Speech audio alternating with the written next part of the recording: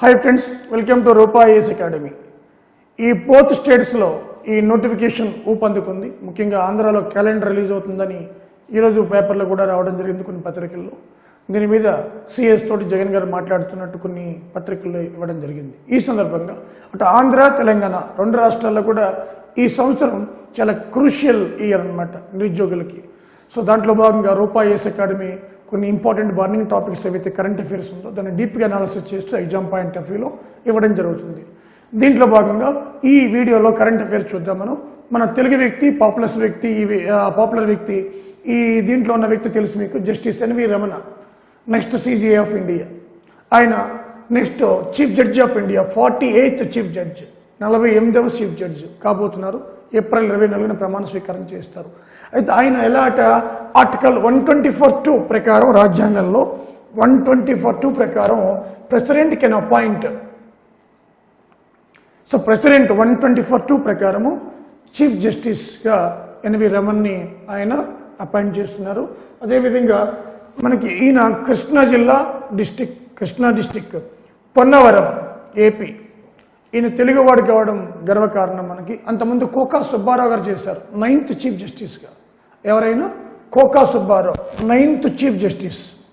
Cocoa Subbarao chief జస్టిస్గా మనకి కోకా సుబ్బారావు చేశారు. కోకా సుబ్బారావు ఈయన ఆంధ్ర రాష్ట్రం ఏర్పడినప్పుడు గుంటూరులో మనకి హైకోర్టు పెట్టారు. ఆ గుంటూరులో హైకోర్టు పెట్టినప్పుడు దానికి ఫస్ట్ మనకి చీఫ్ జడ్జిగా కూడా కోకా సుబ్బారావు గారు చేశారు. సో కోకా సుబ్బారావు గారు first Telugu person acted as the chief justice of India, 9th chief judge అయిన 9th చీఫ్ జడ్జి. అలాగే ఎన్వి రమణ గారు మనకి 48th చీఫ్ జడ్జి. ఈ మధ్యలో ఎవరు లేరు తిరిగే వాళ్ళు, అంటే రెండో వారు అన్నమాట ఎన్వి రమణ. ఆ స్థాయికి వెళ్ళిన వ్యక్తుల్లో ఫస్ట్ కోకా సుబ్బారావు గారు ఉన్నారు, తర్వాత రెండో వ్యక్తి ఎన్వి రమణ. అంటే కోకా సుబ్బారావు గారు వాళ్ళు ఫాదర్ కావచ్చు, వాళ్ళందరూ కూడా న్యాయవాద వృత్తిలో ఉన్నారు. కానీ ఈయన వ్యవసాయ వృత్తి నుంచి వచ్చిన వ్యక్తి ఎన్వి రమణ, ఫాదర్ వ్యవసాయం. అలాగే ఈయన అడ్వకేట్గా చేశారు. 1983లోనే రిజిస్ట్రేషన్ చేయించుకున్నారు, బార్ కౌన్సిల్ అయినా అడ్వకేట్గా చేశారు. హైకోర్టు జడ్జిగా మనకి ఎలిమినేట్ అయ్యారు తర్వాత 2000 సంవత్సరంలో. ఆ తర్వాత హైకోర్టు చీఫ్ జడ్జి అయ్యారు. ఉమ్మడి ఆంధ్ర తాత్కాలిక చీఫ్ జడ్జిగా కూడా చేశారు ఆయన. అలాగే సుప్రీంకోర్టు జడ్జి అయ్యారు. ఢిల్లీకి హైకోర్టు చీఫ్ జడ్జిగా కూడా చేశారు. అలాగే సుప్రీంకోర్టు జడ్జిగా ఎలిమినేట్ అయ్యారు. ఇప్పుడు నెక్స్ట్ 24న చీఫ్ జస్టిస్గా కాబోతున్నారు, ప్రమాణ స్వీకారం చేయబోతున్నారు. ఆర్టికల్ 24(2) ప్రకారం, ఆర్టికల్ ఎగ్జిక్యూటివ్ పవర్స్ ఉపయోగించి ప్రెసిడెంట్ కెన్ అపాయింట్. సో అంటే ఓత్ అండ్ ఎఫర్మేషన్ అంతా కూడా ప్రెసిడెంటే చేస్తారు. సో ఇది ముఖ్యంగా మనకి ఈ చీఫ్ జస్టిస్. 9th ఏమో కోకా సుబ్బారావు, ఆంధ్ర రాష్ట్రం క్యాపిటల్ కర్నూలు, హైకోర్టు ఏమో గుంటూరు. అప్పుడు కూడా కోకా సుబ్బారావు గారి ఆంధ్ర రాష్ట్రానికి మనకి ఫస్ట్ చీఫ్ జడ్జిగా ఉన్నదన్నమాట హైకోర్టుకి. అలాగే మనం ఈ యొక్క సుప్రీంకోర్టు ఏదైతే ఢిల్లీలో ఉందో, ఈ సుప్రీంకోర్టు ఒకసారి హిస్టారికల్ బ్యాక్గ్రౌండ్ ఏంటో చూద్దాం ఒకసారి జడ్జెస్ కూడా. ఓకే ఫ్రెండ్స్, మన హిస్టారికల్ బ్యాక్గ్రౌండ్లో చూస్తే మనకి 1773 రెగ్యులేటింగ్ యాక్ట్, ఇది బ్రిటిష్ గవర్నమెంట్ తీసుకొచ్చింది. ఇండియాలో ఫస్ట్ తీసుకొచ్చిన చట్టం కూడా ఇదే, 1773 రెగ్యులేటింగ్ యాక్ట్. ఇది బ్రిటిష్ కంపెనీల అవినీతిని, బ్రిటిష్ కంపెనీ యొక్క ఈస్ట్ ఇండియా కంపెనీని రెగ్యులేట్ చేయడానికి తీసుకొచ్చిన ఫస్ట్ చట్టం ఇది, 1773 రెగ్యులేటింగ్ యాక్ట్. ఈ చట్ట ప్రకారం కలకత్తాలో 1774లో ఫస్ట్ సుప్రీంకోర్టు, దీనికి ఫస్ట్ చీఫ్ జడ్జి ఇండియాలో కలకత్తాలో ఉన్న సుప్రీంకోర్టుకి లార్డ్ ఇంపే. ఈయన +3 మెంబర్స్ మనకి జడ్జెస్ అనమాట, +3 అంటే 4 మెంబర్స్. మన ఇండియాలో ఫస్ట్ సుప్రీంకోర్టు నాట్ ఢిల్లీ, కలకత్తాలో. సో ఫస్ట్ సుప్రీంకోర్టు ఏ చట్టం ప్రకారం, 1773 రెగ్యులేటింగ్ యాక్ట్ ప్రకారం first chief judge lord ఇంపే +3 members. 1773లో regulating చట్టం ప్రకారం, 1774లో ఏర్పడింది అనమాట. ఆ తర్వాత 1935లో యాక్ట్ తీసుకొచ్చింది గవర్నమెంట్. ఈ చట్ట ప్రకారం మనకి 1937లో ఫెడరల్ కోర్టు ఏర్పాటు చేయబడింది. ఫెడరల్ కోర్ట్స్ ఏర్పాటు చేయబడింది. ఇది ఢిల్లీలో ఏర్పాటు చేయబడింది. ఫెడరల్ కోర్టు ఎక్కడ ఏర్పాటు చేయబడింది? ఢిల్లీలో ఏర్పాటు చేయబడింది. ఢిల్లీలో ఏర్పాటు చేశారు. ఈ ఫెడరల్ కోర్టే మనకి ఇండిపెండెన్స్ వచ్చిన తర్వాత 1950 జనవరి 28, 1950 జనవరి 26 రిపబ్లిక్ డే. అంటే మన ఇండిపెండెన్స్ తర్వాత 1950 జనవరి 26 ఆ రోజున మనకి ఈ కాన్స్టిట్యూషన్ అమల్లోకి వచ్చిన రోజు అనమాట. ఆ తర్వాత 2 days అంటే 1950 జనవరి 28న సుప్రీంకోర్టు అఫీషియల్గా మనకి ఇండిపెండెన్స్ తర్వాత సుప్రీంకోర్టుగా మారిపోయింది. అంటే 1937 to 1950 ఇది ఫెడరల్ కోర్టు, 50 జనవరి 28 నుంచి సుప్రీంకోర్టుగా మారిపోయింది. అంటే ఇప్పుడున్న సుప్రీంకోర్టు ఇది ఈ బిల్డింగ్ 1950 కూడా కాదు, 54లో రాజేంద్ర ప్రసాద్ గారు లైట్ ద ఫౌండేషన్, అప్పుడు first president of India Rajendra Prasad గారు. సో దీనికి ఆర్కిటెక్ట్ అంటే 17 ఎకరాల స్థలం, ఇప్పుడున్న సుప్రీంకోర్టు 17 acres. ఆర్కిటెక్ట్ దీనికి వాస్తుశిల్పి అంతా కూడా డిజైన్ గణేష్ బికాజీ, ఈయన ఆర్కిటెక్ట్ అనమాట. అలాగే ఈ 1980s తర్వాత ఇక్కడ ఒక చూడండి బ్రాంజ్ స్టాట్యూ ఒకటి పెట్టారు చూడండి, రౌండ్లో band statue, black bronze statue అనమాట. ఇది ఒక చైల్డ్ ఓపెన్ బుక్ క్యారీ చేస్తున్నట్టు, మదర్ షెల్టర్ ఇస్తున్నట్టు ఇది ఉంటుందన్నమాట. ఇది మనకి సింబాలిక్ అనమాట, అంటే మనకి జ్యుడిషియరీ సింబాలిక్ అది. ఇది లేటెస్ట్గా ఏర్పాటు చేశారు, అప్పట్లో లేదు, 1980 తర్వాత. సో దీనికి చిత్రమోనికార్, దీన్ని ఆర్కిటెక్చర్ చిత్రమోనికార్ దీని యొక్క ఆర్కిటెక్చర్, ఈ బ్రాంజ్ స్టాట్యూ ఆర్కిటెక్చర్. అలాగే సుప్రీంకోర్టు మొత్తం డిజైన్ ఆర్కిటెక్చర్ ఎవరు? గణేష్ బికాజీ, 17 acresలో ఉంటుంది అనమాట. ఇది ఇండో బ్రిటిష్ స్టైల్ కన్స్ట్రక్షన్ అంతా కూడా, ఇండో బ్రిటిష్ స్టైల్ అనమాట మొత్తం కన్స్ట్రక్షన్ అంతా కూడా. సో ఇవి ముఖ్యంగా మనకి ఈ యొక్క సుప్రీంకోర్టు ఎవరా అవతరించింది, ఎప్పుడు అవతరించింది? 1950 జనవరి 28 ఢిల్లీలో ఫెడరల్ కోర్టు సుప్రీంకోర్టుగా మారిపోయింది. అంతకుముందు కలకత్తాలో సుప్రీంకోర్టు ఉండేది. ఓకే ఫ్రెండ్స్, ఆఫ్టర్ 1950 జనవరి 28 ఢిల్లీలో సుప్రీంకోర్టు ఏర్పడిన తర్వాత, అంటే ఫెడరల్ కోర్టు సుప్రీంకోర్టుగా మారిన తర్వాత first chief judge HJ కానియా. First chief judge ఎవరు?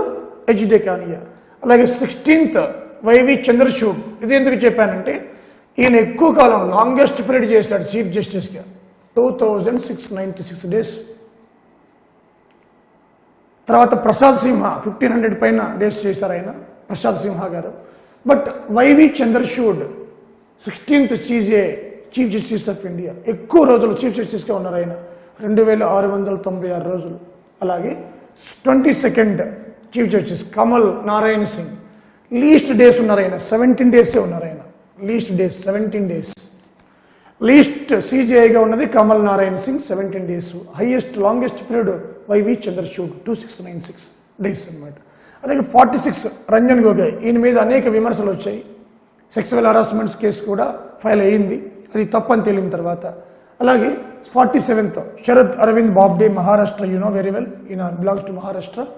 సో ఈయన పీరియడ్ ఇప్పుడు ఏప్రిల్ 23కి అయిపోతుంది. ఏప్రిల్ 24 48 సీజేగా మన ఎన్వి రమణ గారు ప్రమాణ స్వీకారం చేయబోతున్నారు, ఆర్టికల్ 124(2). సో ఇవి ముఖ్యంగా మనకి ఎన్వి రమణ గారి గురించి. ఆయన కృష్ణా జిల్లా పన్నవరం, ఆయన యొక్క మజిలీ 1983 ఆయన బార్ కౌన్సిల్లో రిజిస్టర్ అయినప్పటి నుంచి ఆయన న్యాయవేద వృత్తి, అలాగే high court judge, high court chief judge, supreme court judge, supreme court chief జడ్జిగా ఇప్పుడు ప్రమాణ స్వీకారం చేయబోతున్నారు. ఓకే, సో ఇవి కంప్లీట్ మీకు సుప్రీంకోర్టు హిస్టారికల్ బ్యాక్గ్రౌండ్ కూడా, ఇంక్లూడింగ్ న్యూ డేటా కూడా ఇవ్వడం జరిగింది. Okay friends, world highest railway bridge మీకు కనపడుతుంది, ఇది చూడండి ఏ విధంగా ఉందో. వరల్డ్ హైయెస్ట్ రైల్వే బ్రిడ్జ్, ఇది చీనాబ్ రివర్ మీద కట్టారు జమ్మూ కాశ్మీర్లో, ఇండస్ ట్రిబ్యూటరీ అయిన చీనాబ్ రివర్ పైన. దీన్ని Afcons infrastructure limited, Shapoorji Pallonji group, అది ఆఫ్కాన్స్ ఇన్ఫ్రాస్ట్రక్చర్ లిమిటెడ్ వాళ్ళు కట్టారనమాట. ఇది part of Shapoorji Pallonji group, the popular group construction company in India, one of the largest 3లో 3rd ర్యాంక్లో ఉంది Shapoorji Pallonji group.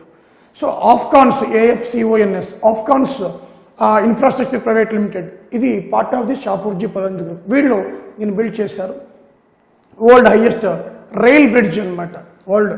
At river bed తీసుకుంటే 359 meters రివర్ బెడ్ తీసుకుంటే, ఇది చీనాబ్ రివర్ పైన జమ్మూ కాశ్మీర్లో 1486 crores దీన్ని కన్స్ట్రక్షన్ నిర్మాణం జరిగింది, 1486 crores.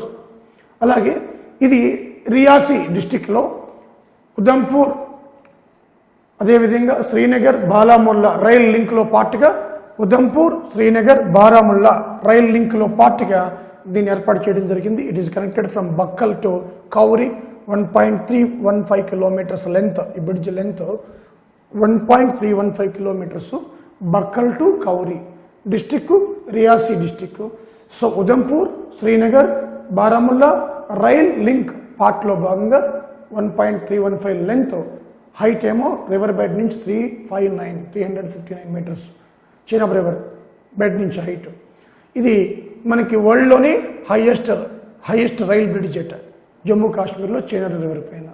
ఇది ఏప్రిల్ 5న దీన్ని ఓపెన్ చేయడం జరిగింది, ఏప్రిల్ 5, అందుకే న్యూస్లోకి వచ్చింది. Okay friends, IIT Hyderabad created wonders. వీళ్ళు డ్యూయల్ కార్బన్ బ్యాటరీ కొత్తగా కనిపెట్టారు. దీని కారణం ఏంటంటే ఇక్కడ ఎలక్ట్రానిక్ వెహికల్స్లో lead acid batteries, lithium iron batteries వాడతాం. ముఖ్యంగా ఇవన్నీ పొల్యూషన్, ముఖ్యంగా లిథియంలో కోబాల్ట్, మాంగనీస్, నికెల్ ఇవి ఎక్కువ పొల్యూషన్, పర్యావరణానికి హాని కలిగిస్తాయి. ఖర్చు ఎక్కువ. సో ఖర్చు తక్కువ, 25% ఖర్చు తక్కువ డ్యూయల్ కార్బన్ బ్యాటరీస్. ఎలక్ట్రిక్ వెహికల్స్లో డ్యూయల్ కార్బన్ బ్యాటరీస్ వాడడం వల్ల 25% ఖర్చు తగ్గుతుంది, పర్యావరణం చక్కగా ఉంటుంది. అది కనిపెట్టింది ఐఐటి హైదరాబాద్ రీసెంట్గా. సో దీనివల్ల ఏమవుతుందంటే ఒక పక్క పొల్యూషన్, ఒక పక్క ఖర్చు ఆదా అవుతుంది.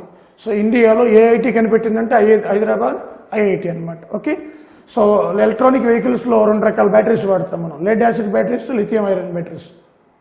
దీంట్లో లిథియం ఐరన్లో వాడేది కోబాల్ట్, మాంగనీస్, నికెల్ ఇవన్నీ పొల్యూషనే కదా వాతావరణానికి, మరెవరి కాస్ట్ ఎక్కువ. సో దాని బదులు డ్యూయల్ కార్బన్ బ్యాటరీస్ వాడితే చీప్ అట. సో ఇవి కొత్త విధానాన్ని కనిపెట్టారు. ఓకే ఫ్రెండ్స్, ఈ పిక్చర్లో ఉన్నది Nambi Narayan, the rocket man అంటాం. మిస్సైల్ మ్యాన్ అని మనం అబ్దుల్ కలాం అంటాం కదా, ఈయన రాకెట్ మ్యాన్ అంటాం. ఈయన ఎందుకు న్యూస్లోకి వచ్చాడంటే రీసెంట్గా మోడీ గారు ఈయన పొగడ్డం చేశారు. ఈయనే కాదు మన అందరు సైంటిస్టులు పొగడారు. బట్ ఈయనకి చిన్న కేసు ఉంది, ఏంటో పొరపాలు చెప్తారు. ఈయన ఇండియన్ ఏరోస్పేస్ సైంటిస్ట్ అనమాట. ఈయన హీ డెవలప్డ్ వికాస్ ఇంజన్. దీన్ని పిఎస్ఎల్వి ఫ్లైట్లో ఉపయోగిస్తారనమాట, రాకెట్ లాంచింగ్ ఫ్లైట్స్లో ఉపయోగిస్తారు. వికాస్ ఇంజన్ అనమాట, ఇండియా ఇండివిజువల్లీ డెవలప్డ్ ఇంజన్. దాంట్లో ప్రధాన పాత్ర, ఈయన మెకానికల్ ఇంజనీర్. అలాగే 1994లో ఈయన మీద కొన్ని అభియోగం వచ్చింది. ఏంటంటే పాకిస్తాన్కి చేరవేస్తున్నాడని చెప్పి క్రయోజనిక్ ఇంజన్ టెక్నాలజీ, అలాగే వికాస్ ఇంజన్ టెక్నాలజీ, పిఎస్ఎల్వి ఫ్లైట్కి సంబంధించి కొన్ని ఫార్ములాస్ అన్ని కూడా పాకిస్తాన్కి చేరవేస్తున్నాడని చెప్పి పోలీసులు అరెస్ట్ చేశారనమాట. దీన్ని సిబిఐ ధృవీకరించలేకపోయింది. 1998లో సుప్రీంకోర్టు నాట్ గిల్టీ, ఈయన తప్పు లేదు అని తేల్చిందనమాట. అలాగే దీని మీద డికే జైన్ రిటైర్డ్ జడ్జి 2018లో కమిటీ వేశారు, సుప్రీంకోర్టు జడ్జి అనమాట, డికే జైన్ కమిటీ. అది కూడా ఈయనకి మనకి గిల్టీగా తేల్చలేదు, అంటే పోలీసులదే తప్పు అన్నట్టు తేల్చారనమాట. అంటే అంటే ఈయన అరెస్ట్ చేసినలో ఏ పోలీసులు ఇన్వాల్వ్ అయ్యారు అనే మీద decay Jain retired judge supreme court వేశారనమాట. ఈయనకి పద్మభూషణ్ అవార్డు కూడా రావడం జరిగింది, 3rd highest civilian award Padma Bhushan. So Padma Bhushan award కూడా ఈయనకి 2019లో ఇచ్చారు, మోడీ వచ్చిన తర్వాతే. సో అది Nambi Narayan.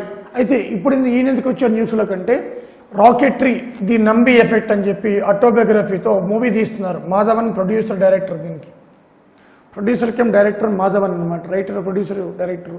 So rocketry the Nambi effect అని ఒక ఫిల్మ్ రాబోతుంది ఈయన ఆధారంగా అనమాట. సో అందువల్ల న్యూస్లోకి రావడం, మోడీ గారు కేరళ ఎలక్షన్ జరుగుతున్నాయి కదా, ట్వీట్ చేయడం ఈయన గురించి, ఇవన్నీ కూడా అందుకే న్యూస్లోకి రావడం జరిగిందనమాట. ఓకే, చాలా ఇంపార్టెంట్ కూడా, డీకే జైన్ కమిటీ కూడా ఇంపార్టెంటే. Okay friends, AP governor, Andhra Pradesh governor Biswabhusan Harichandan received Kalinga Ratna award. దీంట్లో ముఖ్యంగా మనకి సర్లా సాహిత్య సంసద్ అని 600th birth anniversary of Adikavi Sarala Das. ఈ సందర్భంగా దీనికి చీఫ్ గెస్ట్గా మన వెంకయ్య నాయుడు, ఒడిశాలో జరిగింది అది, వెంకయ్య నాయుడు వచ్చారు. ఆయన చేతుల మీదుగా గవర్నర్కి బిశ్వభూషణ్ హరిచందన్కు కళింగరత్న అవార్డు ఇచ్చారు. కళింగరత్న అవార్డు ఇవ్వడం జరిగిందనమాట. ఓకే, ఆంధ్రప్రదేశ్ గవర్నర్కి బిశ్వభూషణ్ హరిచందన్కు ఏ అవార్డు వచ్చింది? కళింగరత్న అవార్డు రావడం జరిగింది. Okay, new batch 26th April start అవుతుంది. ఓన్లీ లిమిటెడ్ సీట్స్ మాత్రమే ఉన్నాయి, due to covid only limited సీట్సే ఉన్నాయి. Morning batch, evening batch, only limited సీట్సే. సో 26th ఏప్రిల్న కొత్త బ్యాచ్ స్టార్ట్ అవుతుంది. సో మీరు ఎవరైనా if you want to join offline, online కూడా ఉంది మీకు తెలుసు. సో ఆఫ్లైన్ ఎవరైనా జాయిన్ అవ్వాలనుకుంటే రూపా నెంబర్ డిస్ప్లే అవుతూ ఉంటే దాన్ని కాల్ చేయండి. సో ముందే బుక్ చేసుకోండి సీటు, ఎందుకంటే లిమిటెడ్ సీట్స్ తీసుకోవడం జరుగుతుంది. సో ఏప్రిల్ 26th బ్యాచ్ గుర్తుపెట్టుకోండి. బ్యాచ్ అయిపోతుంది, 2-3 రోజుల్లో బ్యాచ్ అయిపోతుంది. సో కాబట్టి April 26th a new batch. Okay, so thank you friends, thank you very much.